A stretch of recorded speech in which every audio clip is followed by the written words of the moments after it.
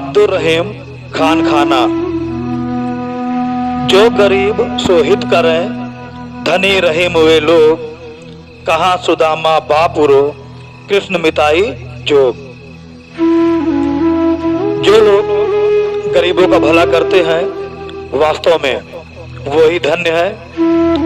कहाँ द्वारिका के राजा कृष्ण और कहाँ गरीब ब्राह्मण सुदामा। दोनों के बीच अमीरी गरीबी का बहुत बड़ा अंतर था। फिर भी श्री कृष्ण ने सुदामा से मित्रता की और उसका निर्वाह किया। उक्त पंक्तियों की रचना महान कवि रहीम ने की।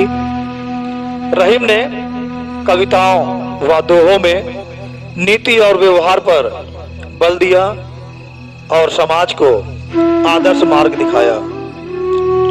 उन्होंने काव्य के द्वारा जिस सामाजिक मर्यादा को प्रस्तुत किया, वह आज भी अनुकरणीय है।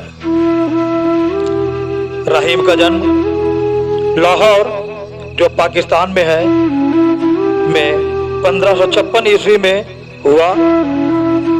इनके पिता बैरम खां हुमायूं के अति विश्वसनीय सरदारों में से एक थे।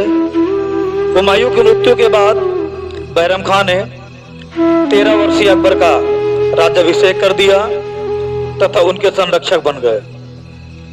हज यात्रा के दौरान मुबारक लोहानी नामक एक अफगानी पठान ने बैरम खां की हत्या कर दी। रहीम उस समय मात्र 5 वर्ष के थे। रहीम अपनी मां के साथ अकबर के दरबार में पहुंचे। अकबर ने रहीम के लालन पालन की व्यवस्था राजकुमारों की तरह की। उन्होंने रहीम को मिर्जा खां की उपाधि भी प्रदान की, जो केवल राजकुमारों को दी जाती थी। उन्होंने रहीम की शिक्षा के लिए मुल्ला अमीन को नियुक्त किया।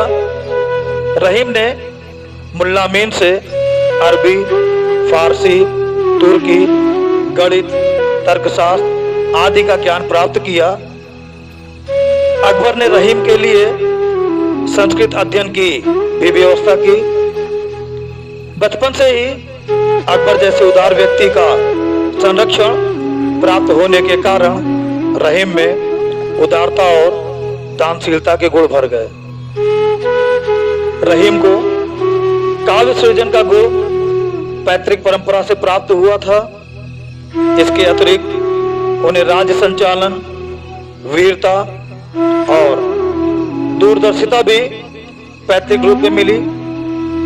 मिर्जा खां रहीम की कार्यकुशलता, लगन और योग्यता देखकर अकबर ने उन्हें शासक वंश से जोड़ने का निश्चय किया।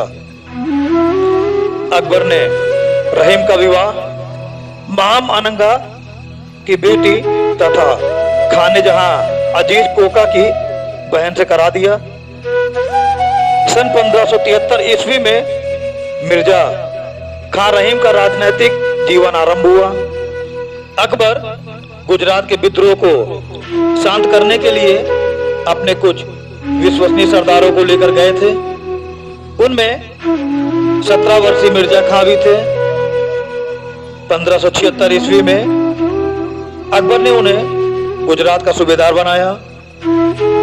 1580 तक मिर्जा खां ने राजा भगवान दास और कुंवर मान सिंह जैसे योग्य सेनापतियों की संगति में रहकर अपने अंदर एक अच्छे सेनापति के गुणों को विकसित किया। प्रधान सेनापति के रूप में उन्होंने बहुत लड़ाइयां जीती। 28 वर्ष की आयु में मिर्जा खां को अकबर ने खान खाना की उपाधि प्रदान की। अब उनका नाम मिर्जा खां अब्दुल रहीम खान खाना हो गया। 1589 में अकबर ने उन्हें वकील की पदवी से सम्मानित किया। उनके पहले यह सम्मान केवल उनके पिता बैरम खां को प्राप्त हुआ था। उच्च कोटि के सेनापति और राजनीतिक होने के साथ ही रहीम श्रेष्ठ कोटि के कवि भी थे। अकबर का शासनकाल हिंदी साहित्य का स्वर्णकाल माना जाता है। इसी समय रहीम ने ब्रिजभाषा, अवधी तथा खड़ी बोली में रचनाएं की। उनकी प्रमुख रचनाएं रहीम सतसई, परवै नायिका भेद, रास पंचाध्यायी, श्रृंगार सोरठा, मदनाष्टक तथा खेट कौतुक है। रहीम समाज की कुरीतियों, आडंबरों के भी आलोचक थे। वे मानवता के रचनाकार थे। उन्होंने धर्म संप्रदाय से दूर रहकर राम रहीम को एक माना। रहीम ने राम, सरस्वती, गणेश, कृष्ण, सूर्य, शिव पार्वती, हनुमान और गंगा की स्तुति की है। भाषा, धर्म, संप्रदाय में न उलझकर उन्होंने मानव धर्म को परम धर्म माना। सन 1605 ईस्वी में अकबर की मृत्यु के बाद उनके पुत्र जहांगीर से रहीम की नहीं बनी। जहांगीर ने राजद्रोह के अभियोग में उन्हें कैद करवा लिया, उनकी सारी संपत्ति पर कब्जा कर लिया। कैद से छूटने के बाद उन्हें गंभीर आर्थिक संकटों से जूझना पड़ा।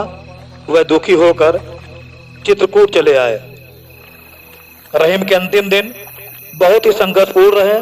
वह बीमार पड़ गए। उन्हें दिल्ली लाया गया, जहां सन 1628 में उनकी मृत्यु हो गई। उन्हें हुमायूं के मकबरे के सामने अपने ही द्वारा बनवाए गए अधूरे मकबरे में दफनाया गया। अब्दुल रहीम खानखाना अपनी रचनाओं के कारण आज भी जीवित है। अकबर के नवरत्नों में वे अकेले ऐसे रत्न थे जिनका कलम और तलवार पर समान अधिकार था। उन्होंने समाज के सामने सर्वधर्म समभाव का अनोखा उदाहरण प्रस्तुत किया, जो मानव मात्र के लिए ग्रहणीय है।